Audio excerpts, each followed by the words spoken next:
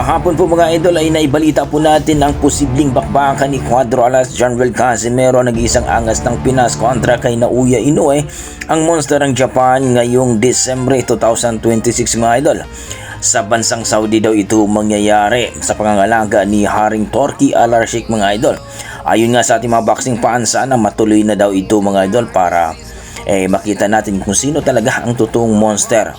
Si Casimero ba o si Naoya Inoue? So nag-aabang talaga tayo dito mga idol. Sana matuloy na nga ito mga idol dahil ito ang pinaka inaabang-abangan ng ating mga boxing fans, mga hater man o mga solid Casimero fans. So ngayon po mga idol, talagang itong si Cuadro Alas Casimero ay todo na po ang kanyang light training mga idol. So sa Disyembre na nga po daw magaganap yan at sabi nga ng ating mga boxing fans, sana totoo na ito mga idol dahil itong si Casimero ngayon ay puspusan na talaga ang kanyang training mga idol para daw sa championship bout mga idol. So hindi pa naman na kumpirmado talaga o official, no? Wala pang official announcement kung totoo ba talaga ito na mangyayari na ngayong Disyembre ang bakbakan ni Casimero at Naoya Inoue sa pangalaga dito kay Haring Turki Al-Sheikh mga idol.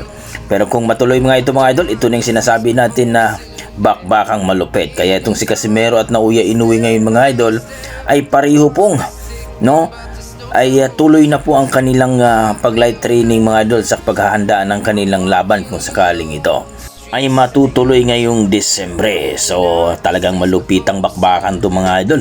Ayon nga sa ating mga boxing fans, kung sasabay daw itong si Naoya Inoue kay Casimero, sigurado daw talaga gagapang daw itong si Naoya Inoue.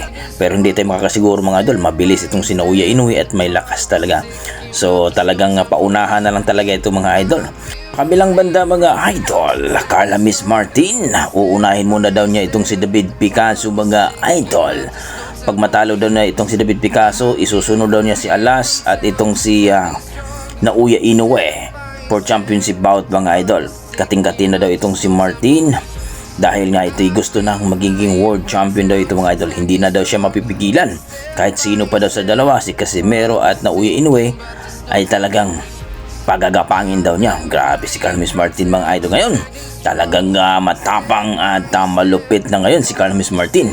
Pero ang tanong, kakayanin ba talaga ni Carla Miss Martin itong si David Picasso, Casimero at Naoya Inoue? Posible na nga bang magkampiyon ng ating prospect na si Carla Miss Martin? Pero sa akin mga idol, basta magandang training ni Carla Miss Martin, sigurado tatalunin niya mga yan dahil malupit nga itong si Martin. So kayo mga idol, ano masasabi niyo sa ating video? Please comment down below mga idol.